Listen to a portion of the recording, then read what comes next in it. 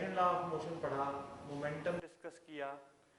Laws of motion में we have discussed about, in the last class we have discussed that force is equal to mass into acceleration.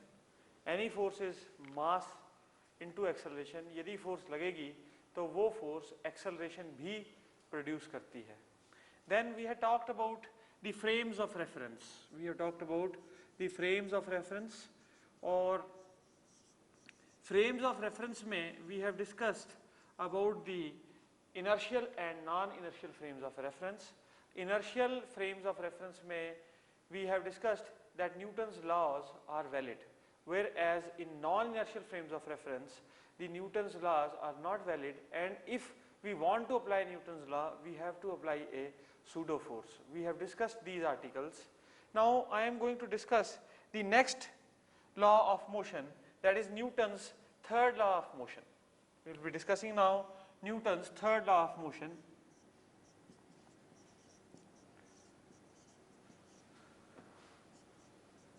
Newton's third law. देखिए, this is very important to understand. Newton's third law is very important to understand. Newton's third law क्या कहता है? वो ये कहता है कि एक बॉडी, अगर कोई एक ऐसा सिस्टम डिजाइन किया है हमने जिसमें कि कोई एक्सटर्नल फोर्स प्रेजेंट नहीं है, सिर्फ इंटरनल फोर्सेस हैं सिस्टम में, then the action of one body on the other will create a equal and opposite reaction. So that basically simple terms में हम बोलते हैं जैसे that we say that every action has a equal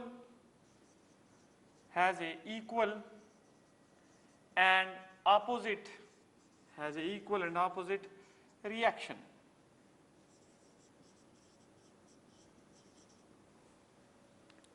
Now यदि system जब हम define करते हैं, देखिए ये बड़ी वेग सी डेफिनेशन है. This is not exactly what we want to learn. We want to learn from the physics point of view this particular law. वो क्या है कि सबसे पहले we have to define a system. We will have to define a system. Supposing if there is a man, एक आदमी है और वो फर्श पे खड़ा है, he standing. Suppose that the floor जिस पे वो खड़ा है उसको आप सिस्टम डिफाइन करते हैं. अगर वो सिस्टम है, फ्लोर इज द सिस्टम. देखिए, सिस्टम की सिलेक्शन अपने हाथ में, हमें हमारी मर्जी है हम सिस्टम किसको माने. मैं फ्लोर को भी सिस्टम मान सकता हूं. I can treat my floor as the system. तो यदि मैं फ्लोर को सिस्टम डिफाइन करता हूं तो मेरा भार फर्श पे पड़ रहा है, क्योंकि मेरे पे acceleration due to gravity act कर रही है, तो मेरा वेट कहां है? फ्लोर के ऊपर. अब ये वेट फोर्स एक्सर्ट कर रहा है फ्लोर पे. अगर ये फ्लोर पे फोर्स एक्सर्ट कर रहा है तो ये फोर्स कैसी है? एक्सटर्नल की internal? This is external, because मैंने किसको माना है system? I have taken the floor as the system only. लेकिन अगर मैं सिस्टम की डेफिनेशन चेंज कर दूं, supposing if I define the floor and the man as the system, both combined I consider as the system. दोनों को यदि system मानता हूं तो आदमी का भार फ्लोर पे पड़ रहा है. अब ये जो भार पड़ रहा है आदमी का फ्लोर के ऊपर, this is what? This is not a external force now, this is now a internal force. क्यों? क्योंकि सिस्टम की डेफिनेशन हमने चेंज कर दी. System is now man and floor. ये बहुत इंपॉर्टेंट कंसेप्ट है जी जब हम थर्ड लॉ की बात करते हैं कि हमने सिस्टम कौन सा माना है, सिस्टम का डेफिनेशन. तो सिस्टम डिफाइन हमने क्या किया? अब आदमी और फर्श. तो आदमी और फर्श यदि सिस्टम है तो ये जो भार है उसका आदमी का weight W, this is now a internal force. और न्यूटन का थर्ड लॉ यही बात कहता है कि कोई एक्सटर्नल फोर्स यदि सिस्टम में ना हो, then every action has a equal and opposite reaction. अब आप देखिए, आदमी फर्श को अपने वेट W से दबा रहा है, और ये फर्श अगर रिएक्शन ना देता तो आदमी खड़ा नहीं हो सकता था. आदमी जो है फ्लोर पे वो खड़ा नहीं रह सकता था यदि उसको इक्वल एंड ऑपोजिट रिएक्शन ना मिलता। क्यों? आप ये सिंपल एनालिसिस कर सकते हैं, बच्चों जाके रेत पे खड़े हो जाओ, यदि आप रेत पे जाके खड़े होते हो तो क्या होता है, आप नीचे धंस जाते हैं, बिकॉज आपको रिएक्शन नहीं मिल पाता। सो आपको रिएक्शन मिल रहा है because of the floor, so there is a reaction acting on the man and the reaction experienced by the man is equal to weight। जितना आदमी का भार है, जितनी फोर्स आदमी फ्लोर पे लगा रहा है, उतनी ही रिएक्शन आदमी को अपवर्ड डायरेक्शन में मिल रहा है। अब देखिए एक और खास बात समझने की है जो यहां पे, कि क्या ये रिएक्शन, एक्शन और रिएक्शन पेयर आपस में एक दूसरे को कैंसिल कर जाएंगे? Will they cancel out each other? Now, action and reaction pair, they never cancel out. Action and reaction pair never cancel out. This is very important. ये बहुत आम तौर पे हमसे गलती होती है इसमें। Action and reaction pair do not cancel each other. Why they do not cancel each other? क्यों ये कैंसिल नहीं करते एक दूसरे को? Because they are acting on different bodies. Action और reaction दोनों ही different bodies पे act करते हैं. So how can they cancel each other? एक बॉडी पे दो फोर्सेस कैंसिल कर सकती हैं आपस में एक दूसरे को, लेकिन एक डिफरेंट बॉडी पे एक आदमी पे फोर्स लग रही है, रिएक्शन आदमी पे लग रहा है और वेट जो है वो फ्लोर पे लग रहा है. How can they cancel each other? They are acting on different bodies. So they do not cancel on each other. So they do not cancel each other because they act on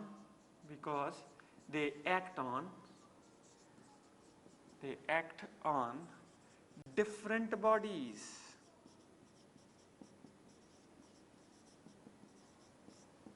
Because they act on different bodies. So this is what is Newton's third law of motion. Newton के third law की कुछ applications, बहुत सारी applications हैं such. So there are certain applications to Newton's third law. वो applications क्या क्या हैं, we will discuss one by one the important applications. First of all, a man walking on a road. A man walking on a road. एक आदमी सड़क पे चल रहा है. देखिए जब वो सड़क पे चलता है तो क्या करता है, अपने पैर से जमीन पे फोर्स लगाता है और जमीन क्या करती है, उसके पैर को इक्वल एंड ऑपोजिट रिएक्शन देती है. अगर वही आदमी आइस स्केटिंग रिंक में चला जाए और आइस पे चलने की कोशिश करे तो वो क्यों नहीं चल पाता? बिकॉज उसको इक्वल रिएक्शन नहीं मिल पाता, उसको सफिशिएंट रिएक्शन नहीं मिल पाता, क्योंकि तभी उसकी स्लिपिंग हो जाती है and he tends to fall. So Newton third law के ऊपर ही बेस्ड है ये particular application, that a man is walking on a road. So second is rocket propulsion.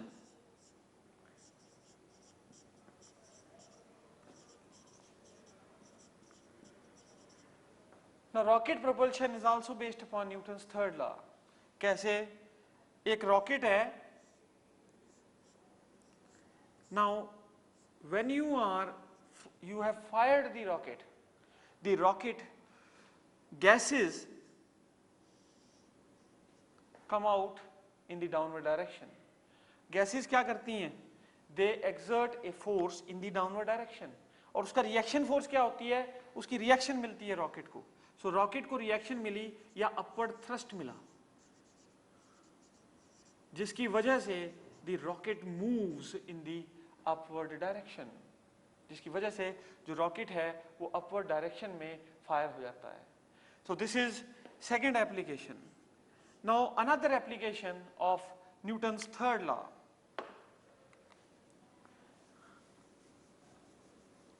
Now there is another application of Newton's third law leads to conservation of momentum. Newton का third law जो है वो conservation of momentum को lead करता है. ये अभी हम पढ़ेंगे कि कैसे momentum conserved रहता है और किस तरह से conservation of momentum की तरफ न्यूटन का third law जाता है.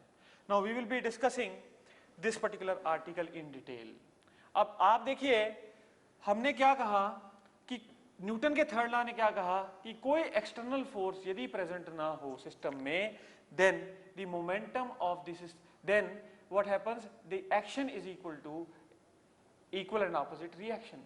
सो आप ये देखिए फोर्स क्या होती है, force is equal to as per second law dp upon dt। So force is equal to dp upon dt। Now अगर ये फोर्स कैसी है, external force to the system, यदि external force to the system is zero, यदि external force system की zero है, then it implies dp upon dt is equal to zero. That means rate of change of momentum का जो derivative है, momentum का जो derivative है with respect to time, that is zero. So इसका मतलब क्या हो गया बेटा, इसका मतलब हो गया मोमेंटम इज कांस्टेंट, क्योंकि किसी भी कांस्टेंट क्वांटिटी का ही डेरिवेटिव जीरो होता है। तो अगर आप कह रहे हैं derivative of p with respect to time is zero, that means p is constant. तो momentum mv is equal to constant. Momentum mv is equal to constant. Now this is another very important application of Newton's third law. आपने देखा कि momentum constant है, ये बहुत important concept है, इसको अब हम डिटेल में डिस्कस करेंगे, कंजर्वेशन ऑफ मोमेंटम को will be discussing now this in detail. आपने ये देखा कि मोमेंटम कैसे कंजर्व हुआ, सिस्टम में कोई एक्सटर्नल फोर्स नहीं होनी चाहिए, तभी मोमेंटम कंजर्व रहता है। अब इसकी कंजर्वेशन ऑफ मोमेंटम समझाने के लिए कोई प्रैक्टिकल एग्जांपल से मैं आपके सामने एक आर्टिकल लेता हूं। एक गेंद है हमारे पास और एक फ्लोर है which is frictionless, supposing the floor is frictionless. Frictionless आप समझते हैं कि there is no friction, there is कोई रुकावट नहीं है चीज के चलने के लिए। एक गेंद है, उसको हमने v वेलोसिटी दे दिया, उस गेंद का मास m है और उसको v वेलोसिटी दे दिया और वो क्या कर रही है, v वेलोसिटी से चले जा रही है, कांस्टेंट वेलोसिटी v से चले जा रही है। तो अगर वो बॉडी कांस्टेंट वेलोसिटी v से चले जा रही है, इसका मतलब क्या हो गया कि अगर हम उस गेंद को सिस्टम मान लें तो उसका मोमेंटम क्या है, conserved. The momentum of the system remains conserved. क्यों? क्योंकि उसकी वेलोसिटी चेंज ही नहीं कर रही, तो उसका क्वांटिटी ऑफ मोशन क्या है, मास इनटू वेलोसिटी, ना मास चेंज कर रहा है ना वेलोसिटी चेंज कर रही। तो इसलिए क्या हो रहा है, mv is maintained as constant, mv जो है वो फिक्स्ड रह रहा है, that is remaining the same. लेकिन अब मैं सिचुएशन थोड़ी सी चेंज करूंगा। अभी हमने सिर्फ बॉल को सिस्टम माना था और फ्लोर था हमारा फ्रिक्शनलेस, तो मोमेंटम बॉल का फिक्स्ड रहा, कांस्टेंट रहा, because there was no external force in the system. अब ऐसा करते हैं कि हम सेकेंड सिचुएशन ले लेते हैं कि the floor is not frictionless, मतलब फ्लोर स्मूथ नहीं है। यहां पे तो फ्लोर क्या था, स्मूथ था। अब हम मानते हैं कि चलिए फ्लोर स्मूथ नहीं है, that means the rough surface, the floor is rough. यदि फ्लोर रफ है और हमारे पास एक गेंद है और इसको आपने v वेलोसिटी दे दिया, नाउ जब ये चलेगी फ्लोर पे तो इसके गेंद और फ्लोर के बीच में फ्रिक्शन आएगी। फ्रिक्शन क्या करेगी, there will be a friction force that will be opposing the motion. तो क्या होगा, थोड़ी देर बाद गेंद रेस्ट पे आ जाएगी। अब अगर आप गेंद को ही सिस्टम मान लो, mind you, if you take the ball as system only,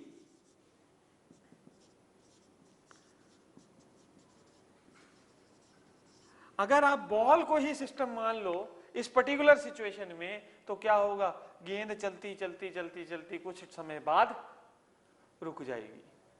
अब लेकिन ये क्या हुआ, अब ये गेंद को सिस्टम मानना, तो इसका मतलब है क्या मोमेंटम कंजर्व होगा इस समय ना, momentum is changing, velocity is changing. यहां पे भैया यहां पे आए तो वेलोसिटी कुछ और थी, यहां पे पहुंचे तो वेलोसिटी कुछ और थी, और जब ये रुक गई तो वेलोसिटी जीरो हो गई। ये तो हर सिचुएशन में मोमेंटम चेंज हो रहा है। तो देखिए थर्ड लॉ कहता है कि कोई सिस्टम में एक्सटर्नल फोर्स नहीं होने चाहिए। इस सिस्टम में एक्सटर्नल फोर्स है, जो आपने सिस्टम माना उसमें एक्सटर्नल फोर्स है। क्या एक्सटर्नल फोर्स है, फ्रिक्शनल फोर्स। अरे फ्रिक्शनल फोर्स एक्सटर्नल फोर्स है, ये एक्सटर्नल फोर्स सिस्टम पे एक्ट कर रही है जो इसको रोक रही है। तो सिस्टम की, अगर सिस्टम आपने माना सिर्फ बॉल को, तो momentum is not conserved, momentum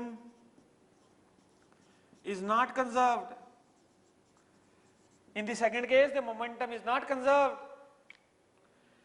लेकिन अब मैं थोड़ा सा चेंज कर देता हूं इसी सेकंड प्रॉब्लम में। अगर मैं ये कहूं कि the floor as well as the ball is the system, floor और ball both are system, so floor and ball are system.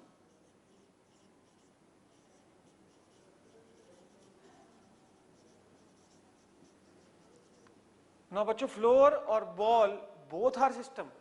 यदि बॉल भी और फ्लोर भी दोनों के दोनों ही सिस्टम बन जाते हैं, then in this particular case the momentum is conserved. How?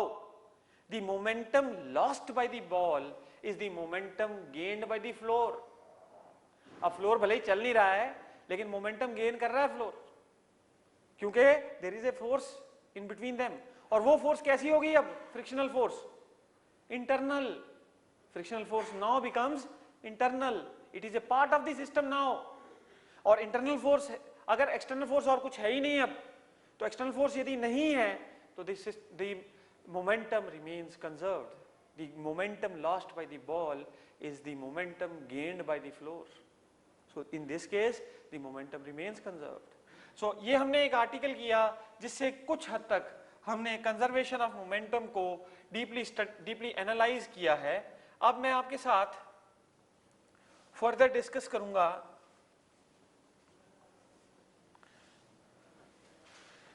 The bullet and gun problem.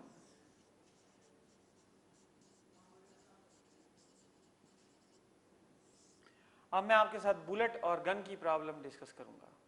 Now देखो बेटे, हमारे पास ये एक बंदूक है, आई होप सभी ने बंदूक देखी है।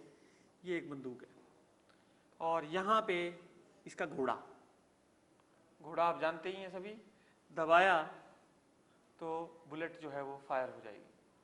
नाउ लेट अस से गन का मास है बड़ा एम और जो इसके अंदर गोली है, बुलेट है, उसका मास है स्मॉल एम। अब ये बिल्कुल न्यूटन थर्ड लॉ की एप्लीकेशन है और बिल्कुल कंजर्वेशन ऑफ मोमेंटम का ही एग्जांपल है।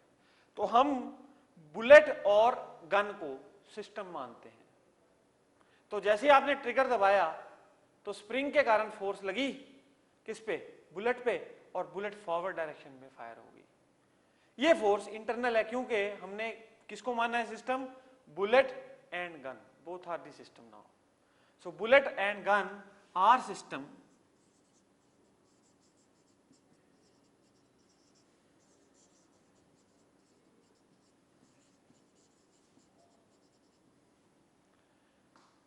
Now the bullet will go in the forward direction. As you trigger, the bullet moves in the forward direction. What happens to the gun? There is a reaction. The gun moves in the recoils in the backward direction. So gun undergoes a recoil. Gun undergoes a recoil, and the bullet, it moves in the forward direction.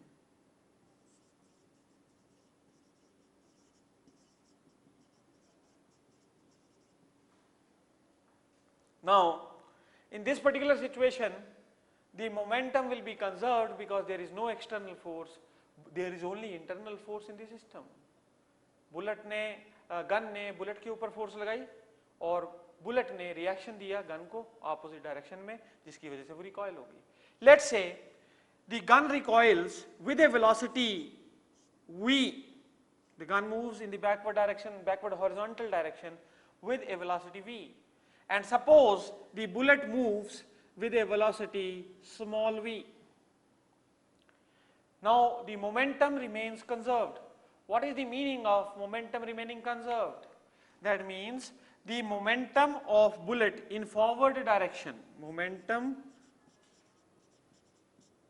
yeah, I write it in smaller form only, that momentum P of P initial of bullet plus P initial of gun will be equal to P final of bullet plus P final of gun.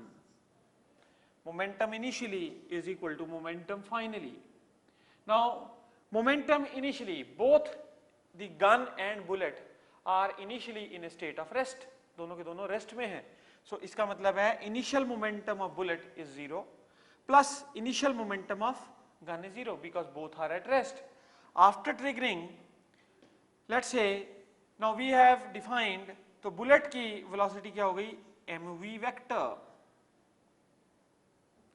This is momentum of the bullet plus the momentum of the gun, bada mv vector. So that means, now we'll rub this. Now this means that mv vector plus bada M into bada V vector is 0.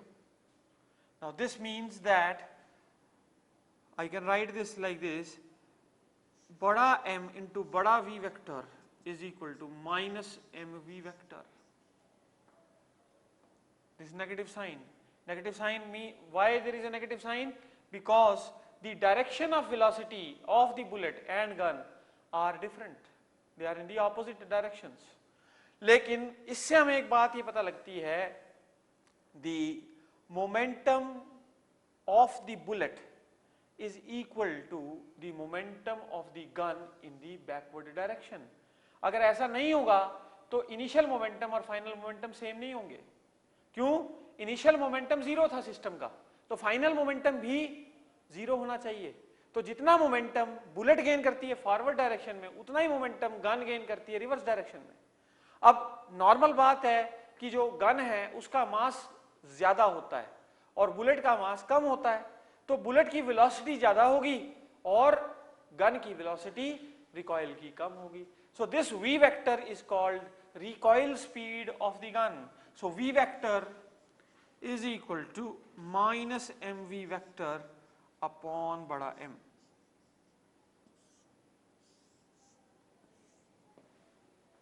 Now this was the second example, and there can be a number of problems on this particular concept. Now we will discuss another problem.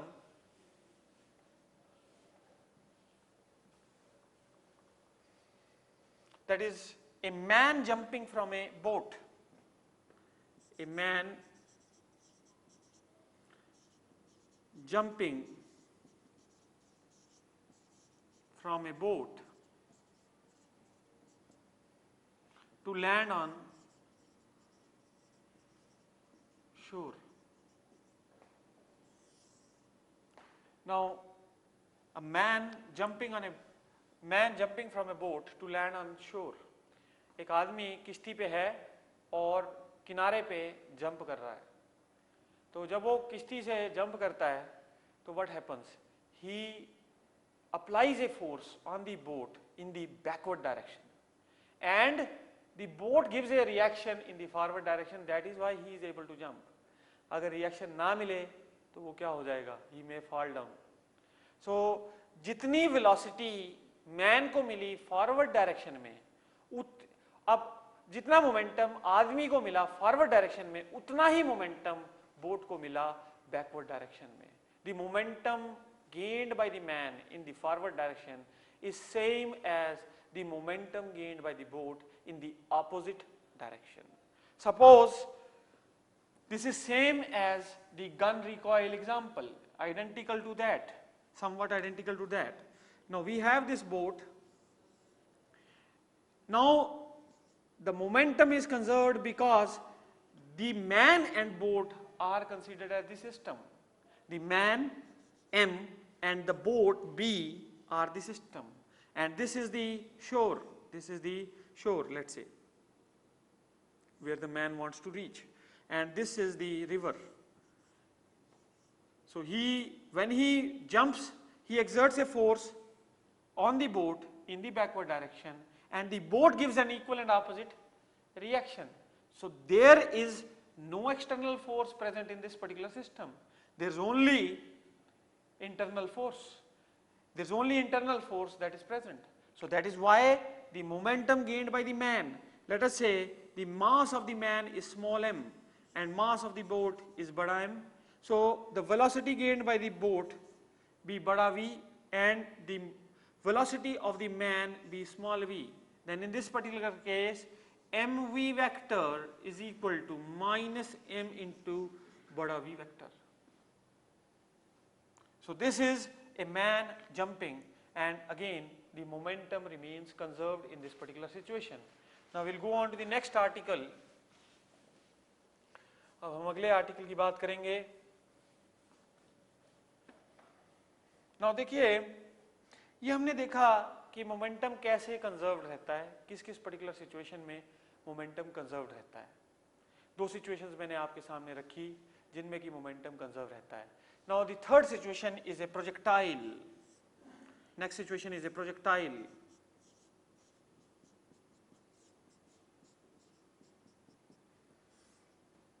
Now projectile में momentum कैसे conserve रहता है?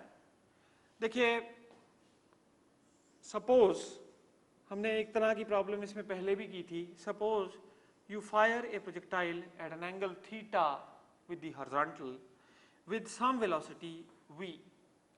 Now when the projectile reaches the highest point, it is having only horizontal velocity, that is how much? V into cos of theta. That is v into cos of theta. Now at this point, supposing it explodes, the projectile breaks into components. तो अगर इसका मास suppose कीजिए 2m था, जो body हमने project की थी उसका मास 2m था, ये एक्सप्लोड कर गया. नाउ एक्सप्लोजन के दौरान, अब हमने सिस्टम तो इसी को माना है, तो एक्सप्लोजन के दौरान कोई भी एक्सटर्नल फोर्स सिस्टम में एक्ट नहीं कर रही.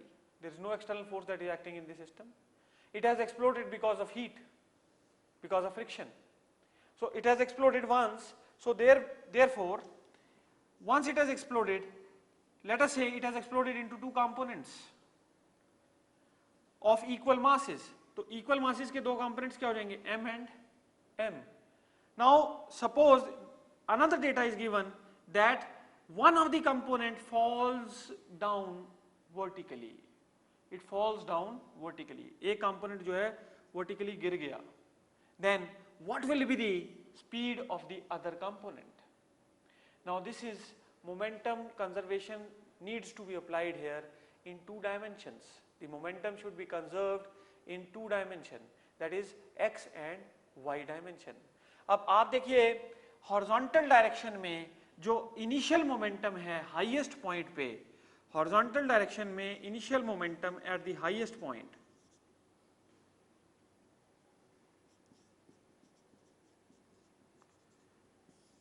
horizontal direction में initial momentum at the highest point is 2mv cos of theta.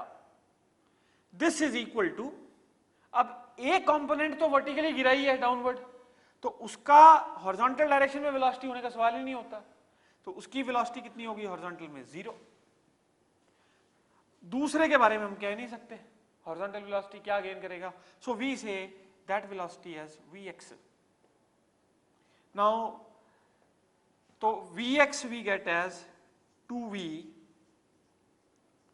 into cos of theta. तो x डायरेक्शन में जो दूसरा कंपोनेंट है उसकी वेलोसिटी कितनी होगी? 2v cos theta. Now what about y direction? The momentum will remain conserved in y direction also. So y direction में क्या होगा? देखिए initial momentum when the object is at the highest point, initial momentum along the y direction is 0. So initial momentum is equal to final momentum. अब final momentum in the y direction, तो देखिए final momentum जो object drop हुआ नीचे की तरफ उसकी velocity 0 है. हमने कहा वो वर्टिकली गिर गया, सो इट इज ड्रॉप्ड. उसकी वेलोसिटी क्या है वर्टिकल डायरेक्शन में? 0. बट दूसरे वाले की वेलोसिटी क्या है? m into vy, let us say. So that means velocity in y direction is 0. So velocity in x direction is 2v cos theta, velocity in y direction is 0. ये किसकी है? जो दूसरा कंपोनेंट इक्वल मास का, जिसकी velocity हमसे पूछी गई है, तो रिजल्टिंग वेलोसिटी क्या हो जाएगी? Resultant velocity is square root of V X square plus V Y square, V X square plus V Y square. तो इसका स्क्वायर प्लस इसका स्क्वायर, ये क्या है? 0, और ये क्या हो जाएगा? 2v cos theta. तो ऐसी देखिए, जो पहले दो केस किए हमने, that was momentum conservation in 1 dimension, लेकिन ये जो हमने किया है case, this is momentum conservation in 2 dimension. Momentum को 2 डायमेंशन में कंजर्व किया है। क्यों? दोनों डायमेंशन x और y, because there are 2 components of velocity. In a projectile motion it is a 2 dimensional motion, और उसमें दो कंपोनेंट्स हैं वेलोसिटी के। Now there is another situation where we have momentum conservation in 2 dimensions. वो एक और situation है जहां पे मोमेंटम कंजर्वेशन होती है 2 डायमेंशन में। I am going to discuss that now. Now there is a bomb explosion.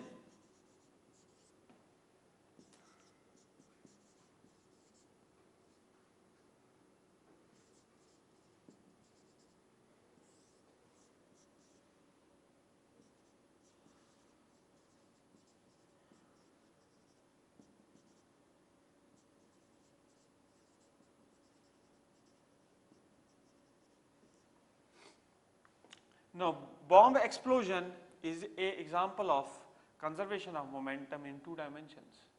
Suppose हमारे पास बेटा एक बॉम्ब था and it was lying at rest. Now, the mass of the bomb was 3m. The mass of the bomb was 3m. Now, what happened? This bomb at rest, it exploded into 3 components. इसकी explosion हो गई और 3 components में, 3 equal fragments में ये break हो गया। And we are given some data that एक कंपोनेंट हॉरिजॉन्टल के साथ 45 डिग्री के एंगल पे फ्लाई कर गया विथ सम वेलोसिटी v1। दूसरा कंपोनेंट वर्टिकली अपवर्ड फ्लाई कर गया विद वेलोसिटी v2। तीसरे कंपोनेंट की वेलोसिटी हमें निकालने को कही गई है। तीसरा जो हमारा कंपोनेंट है उसकी वेलोसिटी हमें निकालनी है, प्लस उसकी वेलोसिटी की डायरेक्शन भी हमने निकालनी है। 2 कंपोनेंट्स के बारे में हमें बताया गया है कि भाई एक की वेलोसिटी v1 है और दूसरे की वेलोसिटी v2 है। v1 at an angle of 45 degree with the horizontal है और v2 वर्टिकली अपवर्ड्स चला गया। तो आप देखिए इसमें मोमेंटम कंजर्वेशन कैसे लगाएंगे? तो मोमेंटम कंजर्व करवाएंगे both in x as well as in y। So momentum conservation in x and y।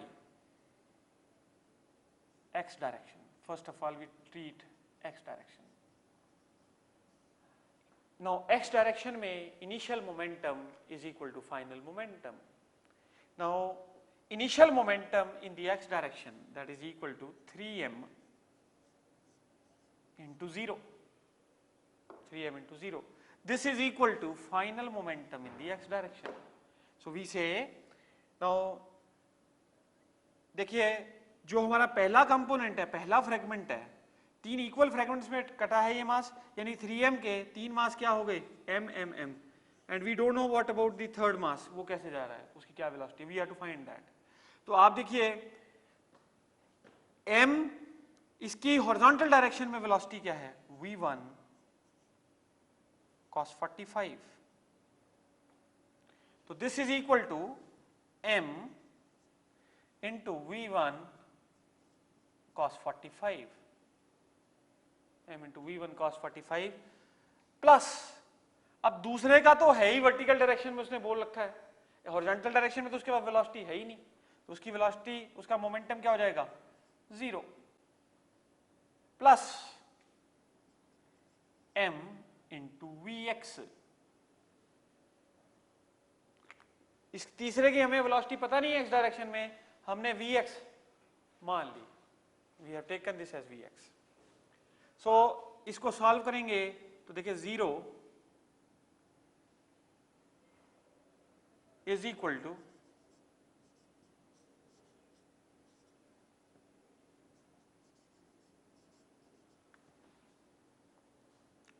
just write down vector,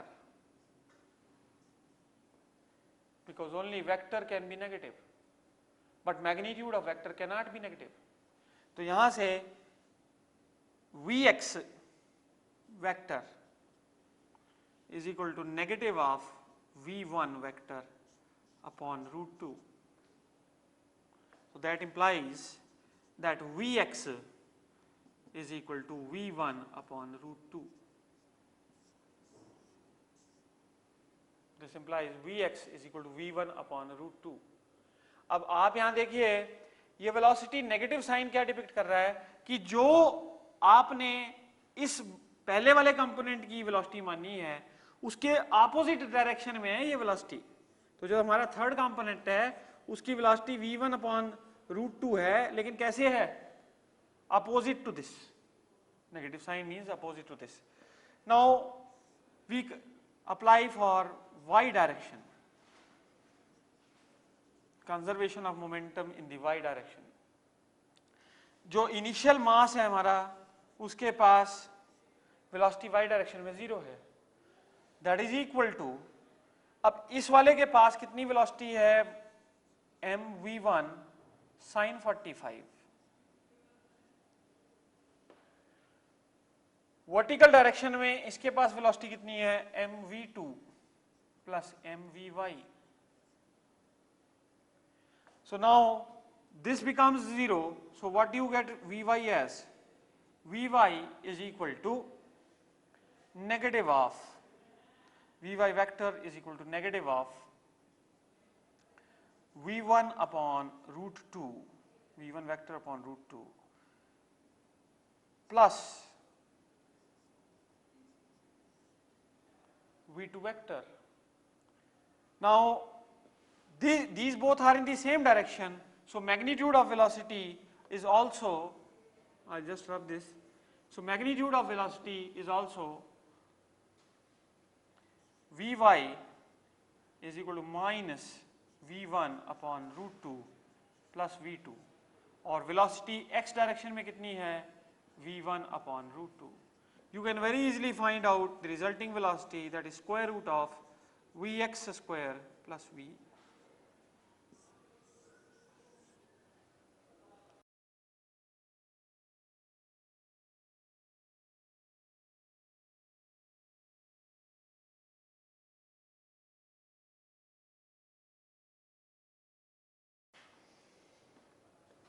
Now, this was all about conservation of momentum. We have discussed a number of articles of conservation of momentum in one dimension and conservation of momentum in two dimensions. Now, there is something which we call as impulse. There is something we call as impulse. Now, what is impulse? A large force exerted for a very small time, that is a impact or that is a impulse, उसे impulse कहते हैं। एक player catching a ball, the ball exerts a large force, but this force acts for a very small time. हम सड़क पे जा रहे थे, कार में बैठे थे, कार आगे गड्ढा आया, क्या हुआ? एकदम से large force I, but that is for a very small time. So impulse can be approximated to a impact loading. Impact means sudden. So now, how do you mathematically define? Physics में mathematically कैसे define करते हैं आप impulse? Impulse is defined as for product of force and time. So impulse is equal to F into T. Force is F and time is T. So impulse is equal to F into T.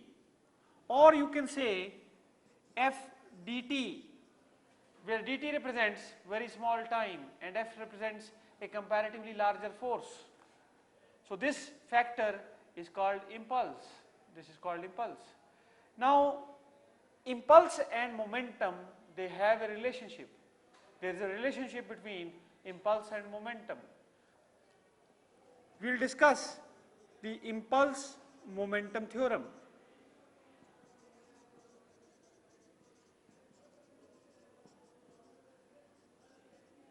Now there is something called as impulse momentum theorem. Now what is this impulse momentum theorem?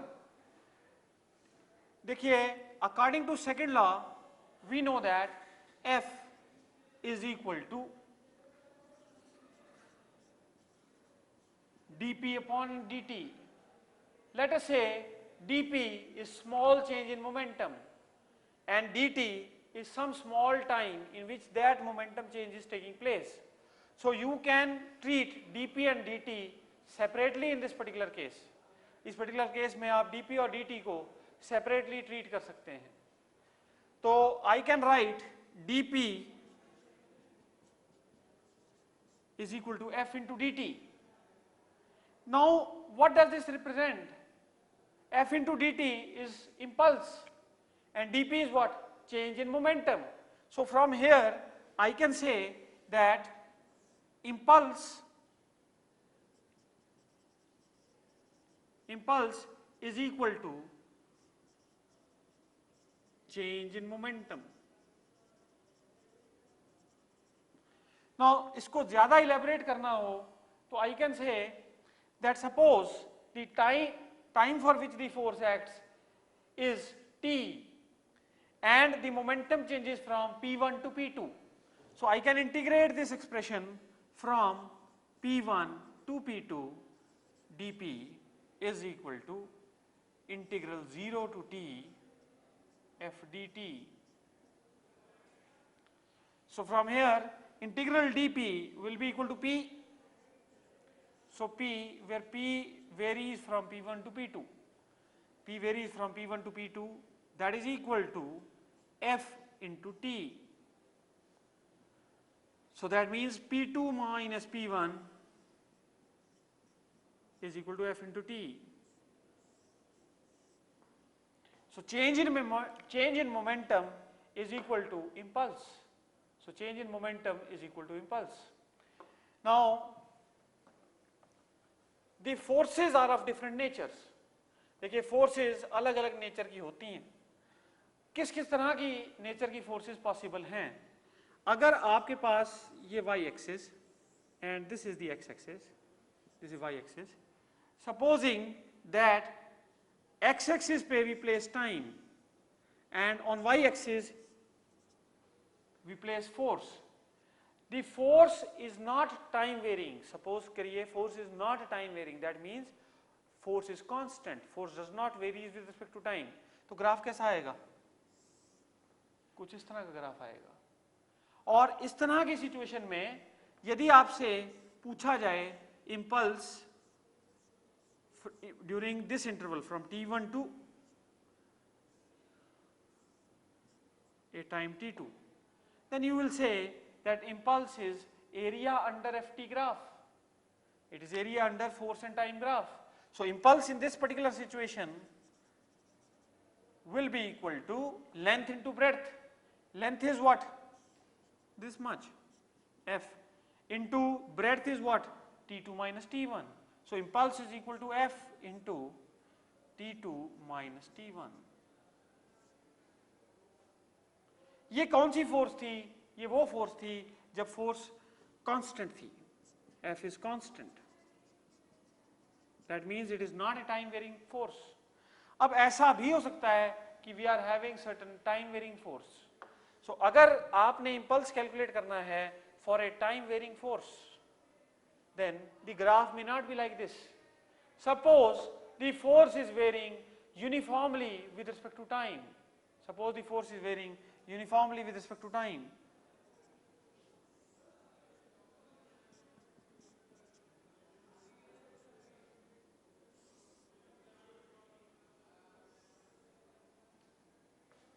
Now let us say the force rises to a maximum and then starts decreasing uniformly as the time is increasing.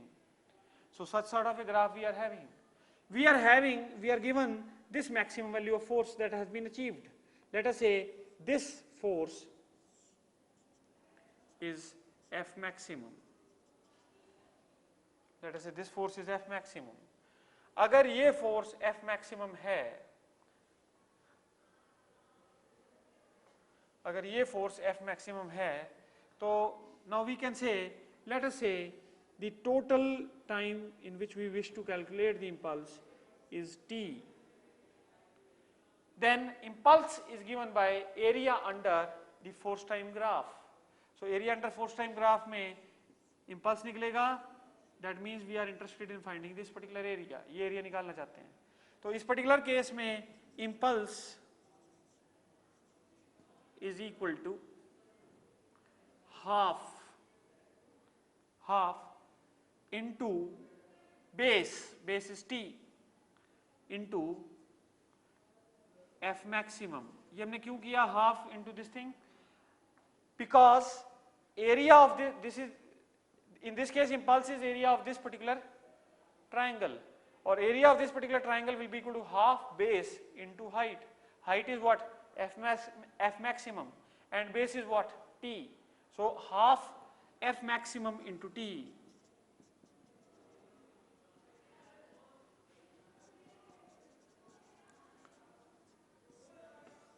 This is impulse described for a time varying force. और force कैसे very कर रही है? It is varying uniformly with respect to time.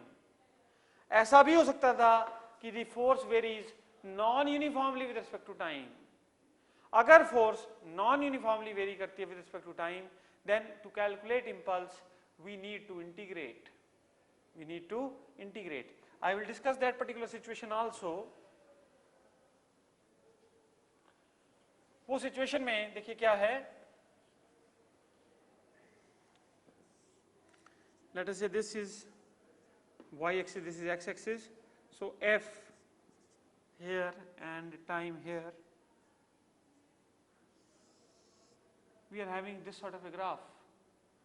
Now suppose I am interested in finding the impulse acting from a time t1 to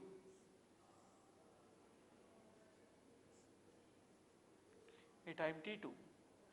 Now t1 to a time t2 means I wish to calculate the area, this particular area which I mentioned, A, B, C, D. Now there is no direct formula for calculating this particular area. Now I say that the force is a function of time. Force is time varying and it is non-uniformly varying with respect to time. So force is a function of time. So to calculate the impulse, first I say I calculate a small impulse di. Di is equal to, I cut a very small portion from this. इसमें से एक बहुत small portion ये वाला मैं cut करता हूँ और इसकी such that thickness है dt, thickness is dt and this dt is very very small. So di is equal to f into dt. Di is equal to f into dt. So I impulse can be, impulse is equal to integral, time changes from t1 to t2, f into dt. ये impulse कब लिया हमने? This is the impulse that we have taken whenever the force is non-uniformly varying with respect to time. Force is non-uniformly varying with respect to time.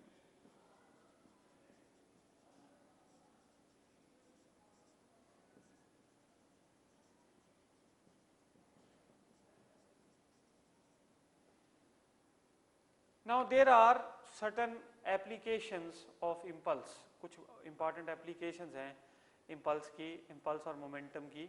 Impulse और momentum theorem कहते हैं इसे, कि जो impulse है that is equal to change in momentum.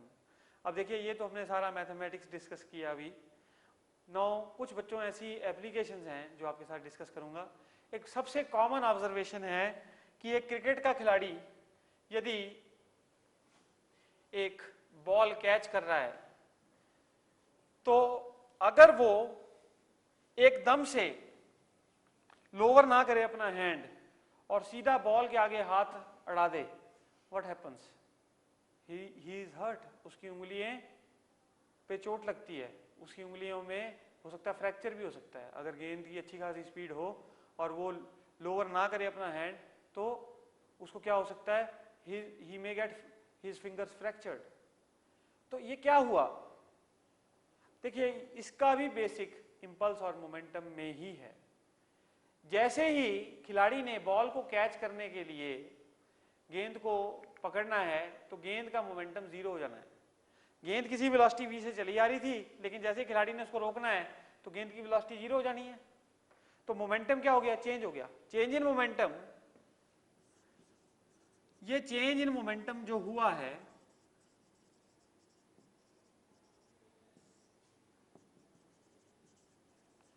ये जो change in momentum हुआ है खिलाड़ी के लिए, that is equal to final momentum of ball minus initial momentum.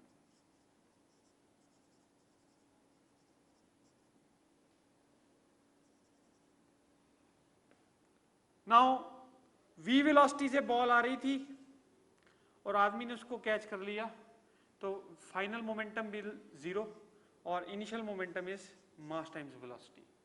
So change in momentum delta p is equal to m into v. I am taking the magnitude of change in momentum. अब देखिए खिलाड़ी ने कुछ ना कुछ force, एक large force उसके हाथ पे लगी। क्यों? क्योंकि द फोर्स, देखिए क्या हो रहा है जब खिलाड़ी बॉल को रोक रहा है तो मोमेंटम चेंज हो रहा है, लेकिन मोमेंटम चेंज किसी पर्टिकुलर टाइम में हो रहा है। So the impulse exerted on the hands of the player, impulse on hands of player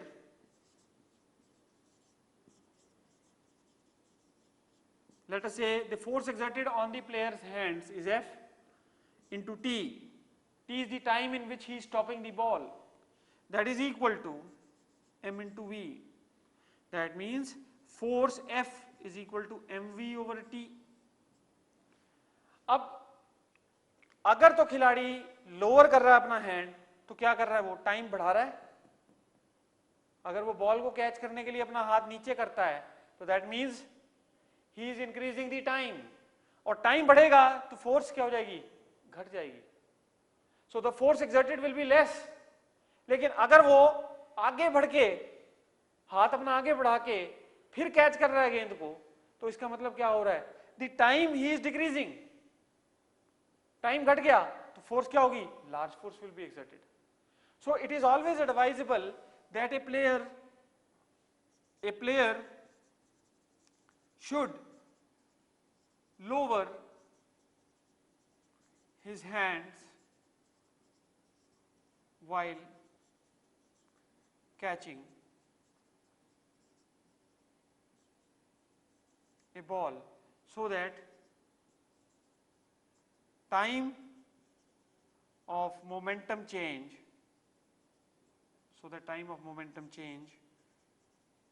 is increased and force exerted is less.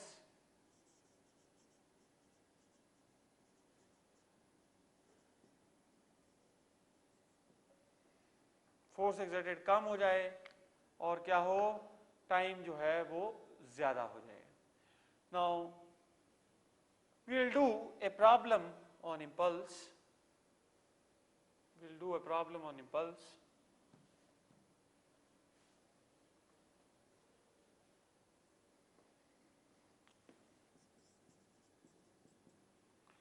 ये एक वॉल है,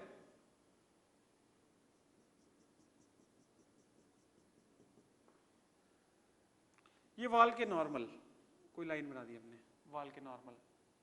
एक गेंद आई, उसका मास m था, वो v वेलोसिटी से हमने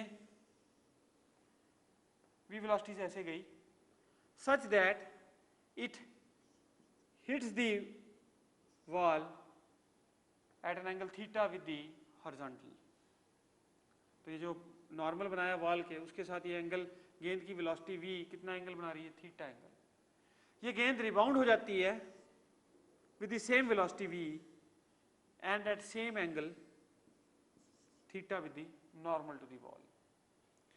तो जब ये रिबाउंड होके वापस चली जाती है तो देखो गेंद ने कुछ समय के लिए फोर्स एक्सर्ट करी वॉल पे। Now the question is what is the impulse imparted by the ball on the wall? What is the impulse imparted on the wall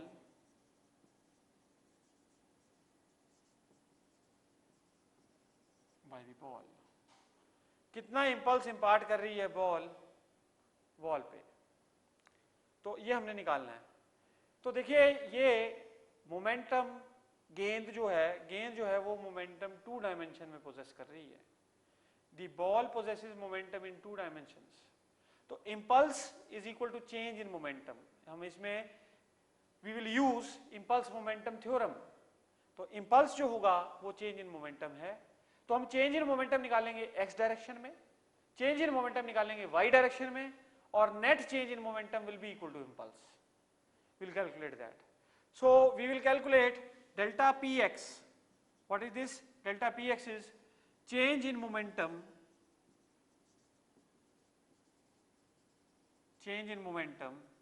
in x direction, and then we will calculate delta py. This is what? This is the change in momentum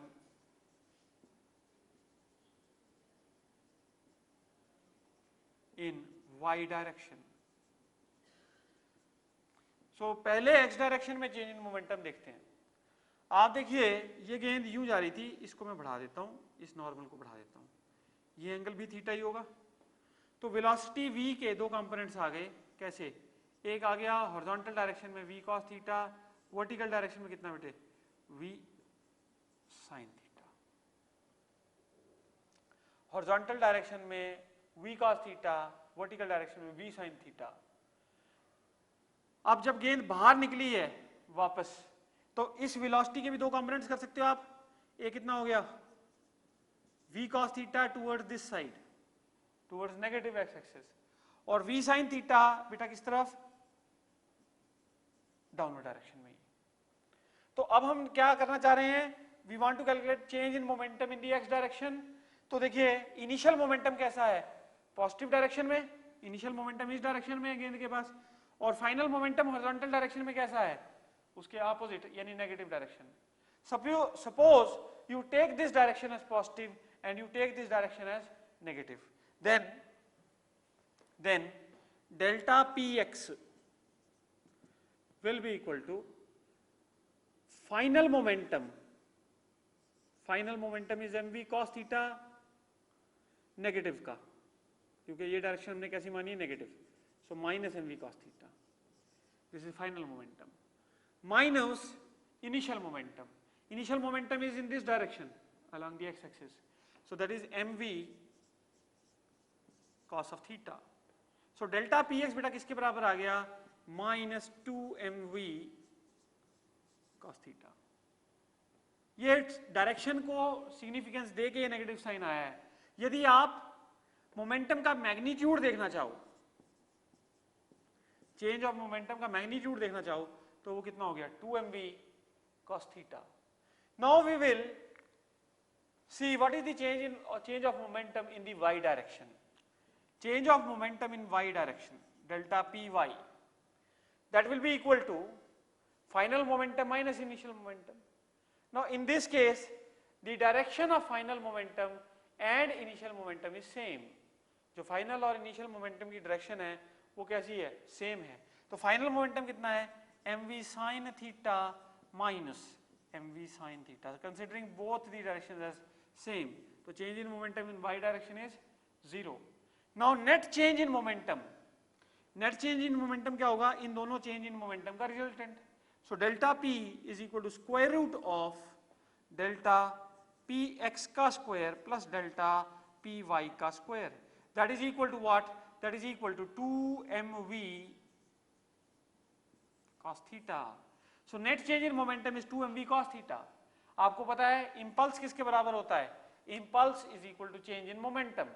Impulse जो है वो change in momentum के बराबर ही होता है. तो impulse किसके बराबर हो गया?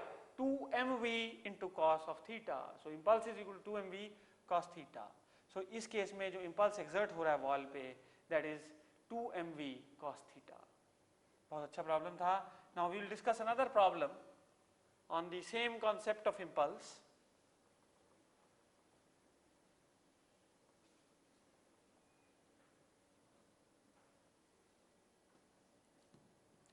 Now we have a wall and we say we have a ball of mass m moving with velocity v. It is moving horizontally, it goes, strikes the wall, wall पे जाके स्ट्राइक करती है और strike होने के बाद rebound कर जाती है with the same velocity v. What is the impulse exerted on the wall?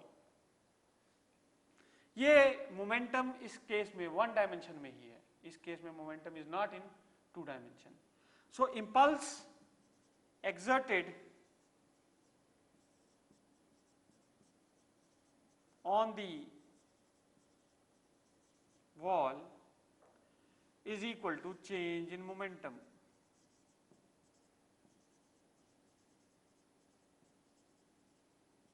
So ये change in momentum कितना होगा? Final minus initial.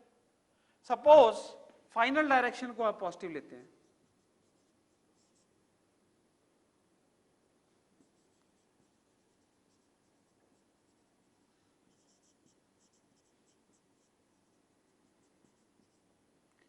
then initial momentum direction will be negative.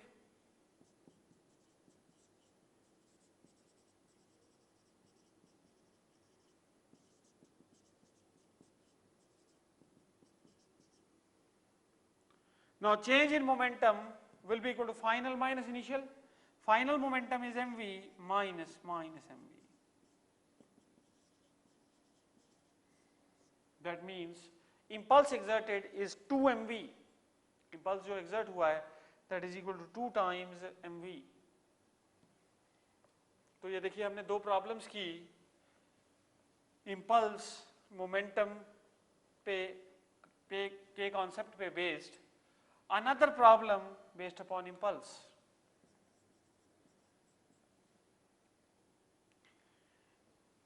Now a player is catching a ball. एक player ball को catch कर रहा है.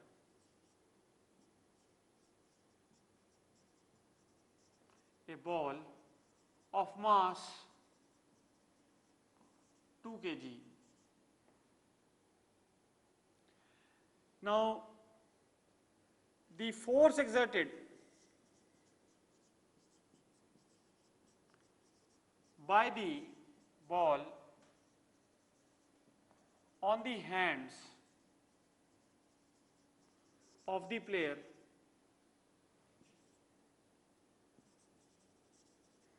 is, let's say, 100 Newton.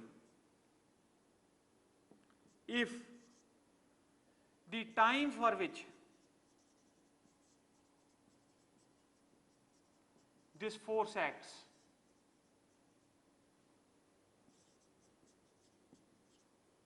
is 0.01 seconds, then what is the impulse? Then what is the impulse exerted on the hands of the player?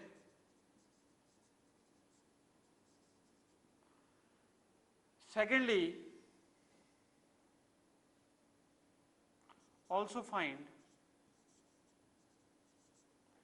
with what velocity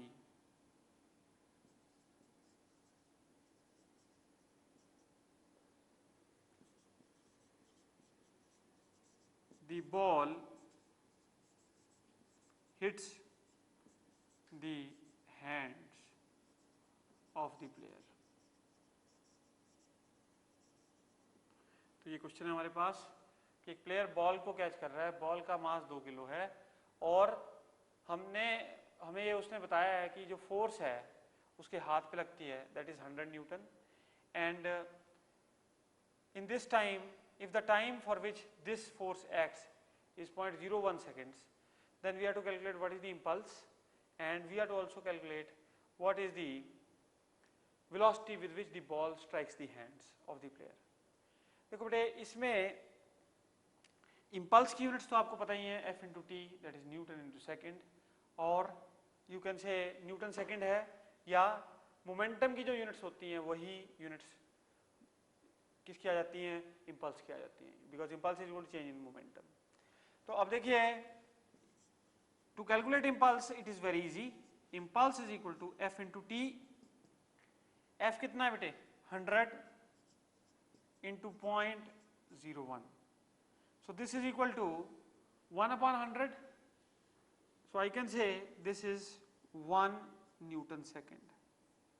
so impulse exerted on the hands of the player is 1 Newton second. Now we wish to calculate किस velocity से गेंद उसके हाथ पे आई है, किस velocity से उसके गेंद जो है उसके हाथ पे आई है. वो velocity निकालने के लिए we will use impulse momentum theorem, that F into T is equal to mass into change in velocity. Change in velocity कितना हो रहा है, this impulse is equal to change in momentum, so I can say m is common, v minus 0. So we say, let us say it strikes the hands of the player with a velocity v. तो बेटा f into t कितना है, impulse is 1, 1 is equal to 5 into v. So velocity is 1/5, that is equal to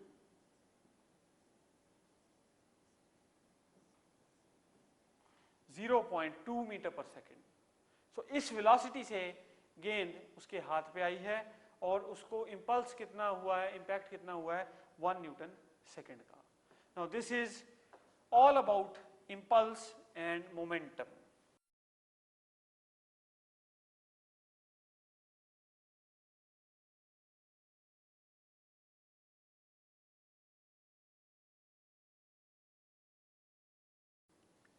the problem is, the famous problem is lift problem, या इसको कहते हैं elevator problem.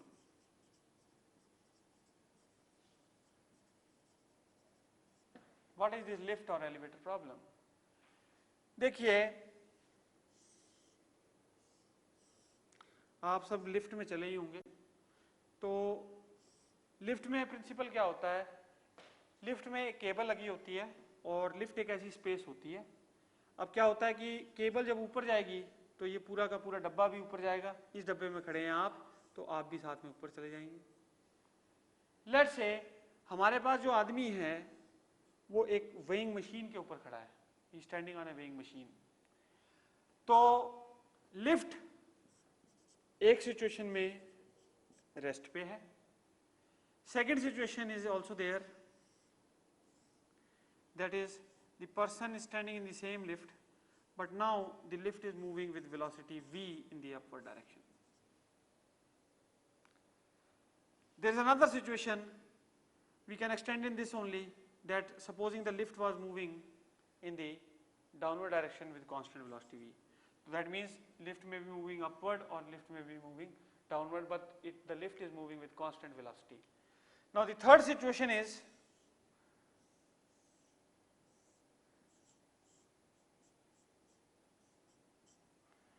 the lift is moving down with certain acceleration a. Now this is the cable. Next situation is that the lift is accelerating with an acceleration a in the upward direction.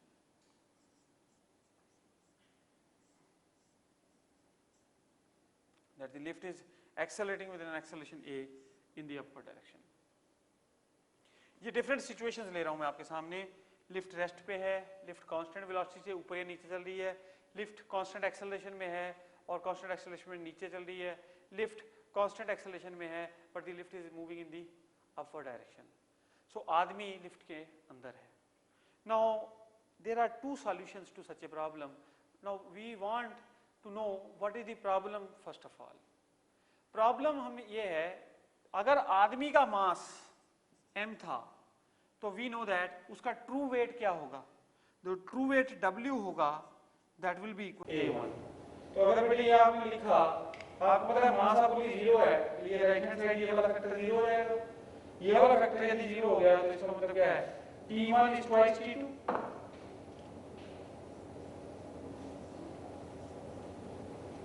t1 is twice of t2। Now last equation we are going to make for this particular mass m1।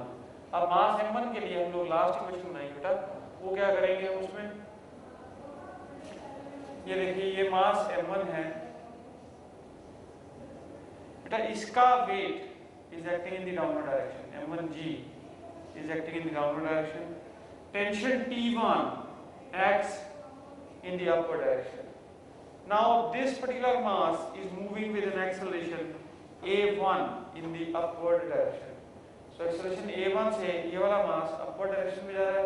अब देखो इसकी equation आप कैसे लिख सकते हैं बेटे, this is simple equation, T1 minus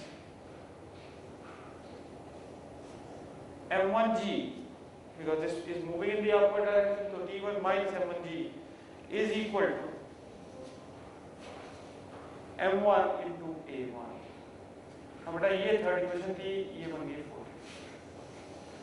So these are the 4 equations we have found। Now we have to solve these 4 equations in order to find T1, T2, A1, A2, in order to find T1, T2 and A1, A2। अब देखो बेटे, supposing if we want to find out A1, now देखिए अब ये पूरा mathematical बात हो गई, पूरा मैथमेटिकल ट्रबल हो गई। Now T1 is equal to m1a1 plus m1g, T1 is equal to m1a1 plus m1g। Now what we will do is we will substitute now 2t2, so t2 is equal to t1 by 2। so यहाँ से t1 क्या आ गया बेटे, fourth equation से from 4 T1 is equal to m1a1 plus m1g, and what is the value of, now we will substitute, we know that T1 is 2t2 from third equation, so therefore T2 is equal to T1 upon 2, T2 is equal to T1 upon 2। so यहाँ पे हमारे पास क्या आ जाएगा, T1 upon 2 will be m1a1 plus m1g whole upon 2। ये आया T2। अब देखो बेटे ये T2 आ गया अपने पास, इस T2 की value I can substitute here in these two equations। तो अगर इन दोनों इक्वेशंस में, फर्स्ट और सेकंड इक्वेशन में मैं T2 की वैल्यू पुट कर देता हूँ तो ये किस में कन्वर्ट हो जाएगा, ये वाला एक्सप्रेशन, ये हो जाएगा A1 में कन्वर्ट। ये दोनों एक्सप्रेशंस बेटा A1 और A2 में ट्रांसफॉर्म हो जाएंगे। यदि ये दोनों एक्सप्रेशंस A1 और A2 में ट्रांसफॉर्म हो गए तो दिस इज 2, ये बन जाएगी दो इक्वेशनें in two nodes A1 and A2, और इन्हें हम क्या करेंगे बेटा, साइमल्टेनियसली सॉल्व कर लेंगे for A1 A2, and these particular equations we will solve for finding T1 and T2। तो देखिए बेटा प्रोसेस काफी लेंथी है of solving.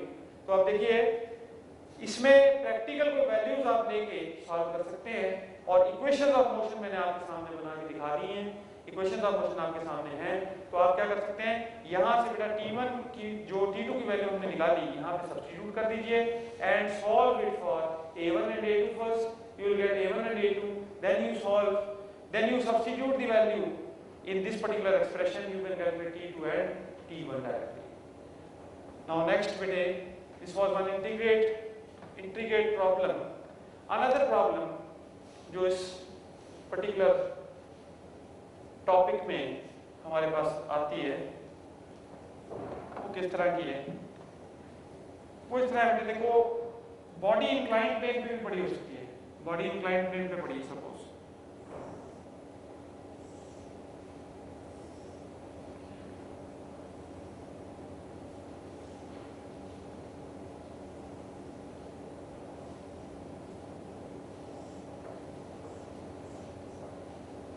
now this is a inclined plane, smooth plane, that means frictionless plane, and the angle of inclination is theta. Suppose this is mass m1, this is mass m2. Now we have a system like this. We want to find out the tension and acceleration of this particular system. अब ये एक ही system है, क्यों? एक ही धागा है, तो एक धागे में टेंशन थ्रू आउट कांस्टेंट रहेगी, और जो एक्सेलरेशन m1 की है वही एक्सेलरेशन m2 की रहेगी, because the string is considered to be inextensible and massless. अब इस पर्टिकुलर सिचुएशन में बेटे देखो, what we will analyse is, ये फोर्स एनालिसिस अगर इसका करें, सपोज कीजिए कुछ ऐसा कंडीशन बन रहा है कि this is moving in the downward direction with an acceleration, so then अगर ये नीचे आएगा तो दिस विल मूव अप. ये हमने सपोजिशन लिया है, वो जरूरी नहीं है. अभी मैं आपको बताता हूँ ये क्यों. वी कैन सपोज दिस, ऐसा है कि ऐसा भी हो सकता था कि m2 नीचे आए और m1 ऊपर जाए. So I have suppose this, I am writing my equation of motion based on this. अब आप देखिए ये बेटा m1g, इसका एनालिसिस करें तो m1g is acting in the downward direction.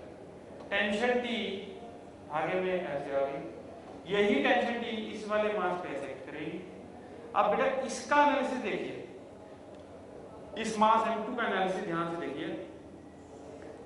इसका weight m2g acts in the vertically downward direction, और ये इसके दो कंपोनेंट्स कर सकते हो इस m2g के. एक कंपोनेंट आएगा इसके परपेंडिकुलर, ठीक है, जो इसके परपेंडिकुलर कंपोनेंट आएगा. अब बेटे वो देखो, यानी इस वाली लाइन के परपेंडिकुलर एक कंपोनेंट लिया जिसका m2g का. अब इसका ये एंगल कितना होगा? इन दोनों लाइंस के बीच में एंगल है थीटा. कौन सी? ये वाली लाइन और ये वाली लाइन. ये line m2g is perpendicular to this, and this component which we have taken is perpendicular to this. So angle between two lines is same as angle between their perpendiculars. So this angle will also be theta. ये भी angle कितना हो जाएगा? Theta. तो इस m2g के हम दो कंपोनेंट्स बना सकते हैं. एक इधर कितना आ गया बेटे m2g cos of theta, और इधर कितना आ गया m2g sin theta. अब आपके पास फोर्स एनालिसिस आपने कंप्लीट कर लिया. अब आप देखिए इस पे m1 पे m1g t और इसकी एक्सेलरेशन डाउनवर्ड डायरेक्शन में है, तो इसका मतलब है net unbalanced force is in the downward direction. So अब आप देखिए बेटे m1g minus t is in the downward force, that is equal to m1 into acceleration. This is the equation of motion of mass m1. ये equation है किसकी? मास m1 की motion की. Now second is mass m2. इसकी equation of motion कैसे बनाएंगे आप? t, देखिए इस पे t फोर्स डोमिनेट कर रही है. वेल m2g cos थीटा का तो क्या आएगा? सिर्फ एक रिएक्शन आ जाएगा r लाइक दिस. इसमें डोमिनेट कौन सी फोर्स कर रही है? Tension force is dominating, because tension is taking this block in the upward direction, और ये m2g sin थीटा उससे कम है. तो नेट फोर्स किस तरफ हो गई? इस तरफ, और वो कितनी हो गई? t minus m2g sin theta is equal to mass m2 into acceleration. Now दो इक्वेशंस बन गई, so we can solve these two equations simultaneously. Add कर दीजिए दोनों इक्वेशनों को, तो क्या जाएगा? m1 minus m2 sin theta into g is equal to m1 plus m2 into acceleration. So acceleration becomes equal to m1 minus m2 sin theta into g whole upon m1 plus m2. Now you can solve for tension also. तो tension निकालने के लिए आप क्या कीजिए? You multiply this whole by m2 and you multiply whole of this by m1. अब क्या कीजिए? सब्ट्रैक्ट कर दीजिए. इसको मल्टीप्लाई करने के बाद सब्ट्रैक्ट कर दीजिए. तो अब आप देखिए मैं इसको मल्टीप्लाई करूंगा, सो एक्सेलरेशन तो हमने ये लिख ली है. Now we will be solving for tension. तो आप इसे दोनों इक्वेशंस को रीराइट करूंगा आपके सामने. m1 m2g minus m2 into tension is equal to m1 m2 into acceleration. Next इसमें m1 से मल्टीप्लाई करना है हमने सारे को, तो m1 से मल्टीप्लाई करेंगे, ये क्या जाएगा m1t minus m1 m2g sin theta is equal to m1 m2 into acceleration। Now subtract minus plus minus, ये बड़े कैंसिल हो गए। अब आपके पास क्या आ गया, ये देखिए ये प्लस ये हो जाएगा m1 m2g, this is common from both, into 1 plus sin theta। Now ये आ जाएगा माइनस m2t माइनस m1t, इसको ना हम इधर ले जाएंगे, राइट हैंड साइड 0 है तो ये बन जाएगा m1 plus m2 into tension, m1 plus m2 into tension.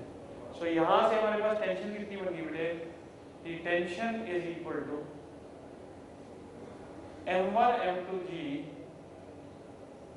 Into 1 plus sin theta whole upon m1 m2g into 1 plus sin theta whole upon m1 plus m2। So this becomes tension। Now बेटे इसके लिए we can have जो acceleration हमने निकाली equation से निकाली, वो जो टेंशन निकाली इक्वेशन से ही निकाली। Now acceleration without using equation, अगर आपको शॉर्टकट चाहिए तो without using these two equations we can directly find the acceleration। वो डायरेक्ट एक्सेलरेशन कैसे निकाल सकते हो, शॉर्टकट बता रहा हूँ आपको फॉर ऑब्जेक्टिव सॉल्विंग। अभी हम इस पे एक और प्रॉब्लम भी करेंगे इसी तरह की, जो कि एकदम से शॉर्टकट करेगी। तो देखो बेटे, let's say we want to find out acceleration, so acceleration will be equal to, देखो बेटे नेट फोर्स निकालो सिस्टम की। नेट फोर्स क्या होगी, m1g फोर्स बड़ी है और m2g sin थीटा उसको रोक रही है, m2g sin थीटा उसको रोक रही है और m1g बड़ी है, तो नेट फोर्स कितनी होगी बेटे, नेट फोर्स होगी m1g minus m2g sin theta. ये नेट फोर्स होगी, ये नेट फोर्स किसको एक्सेलरेट कर रही है, दोनों मासेस को, m1 और m2 को। तो acceleration will become equal to m1g minus m2g sin theta whole upon m1 plus m2। ये देखा आपने, वही एक्सप्रेशन आ गया जो हमने पहले किया था, but this is with a shortcut. तो m1g इंटू बेटे 1 minus this is equal to बेटा g into m1 minus m2 sin theta whole over क्या है m1 plus m2। So this becomes the acceleration by a very small shortcut। Now we will take some values and we will see, we will find the acceleration and tension in a particular given system। Suppose आपको मास बेटा m1 दे रखा है, let's say 8 kg। This mass is given to you as 6 kg। आपने tension और acceleration निकालनी है और उसके लिए आपको ये एंगल जो दे रखा है ये 30 डिग्री का जो प्लेन बना रहा है विद द हॉरिजॉन्टल, ये एंगल इज 30 डिग्री। अब आप देखिए नेट फोर्स देख लीजिए, वो क्या लगेगी 8g minus 6g sin 30। This is the net force. This net force is equal to mass into acceleration. सो बेटा मास कितना है कुल 8 and 6 14 into acceleration। So acceleration becomes equal to 80, I am taking g as 10, so this becomes 80 minus, अब sin 30 is half, 80 minus 30 upon 14, so this is equal to 50 upon 14, this is equal to 25 by 7 meter per second square। Now in order to find the acceleration, in order to we have found the acceleration, they gave only one step। Now we can find the tension by using an easier equation। easier equation बनेगी इसकी, तो इसकी equation बना लेते हैं। ये बेटे क्या हो जाएगी 8g minus tension is equal to Now this is 8 into 25 by 7. So the tension will become equal to 80 minus, now 8 into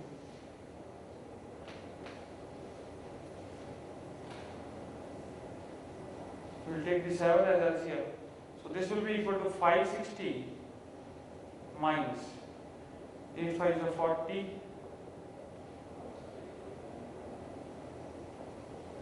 200. So 560 minus 200 will be equal to what?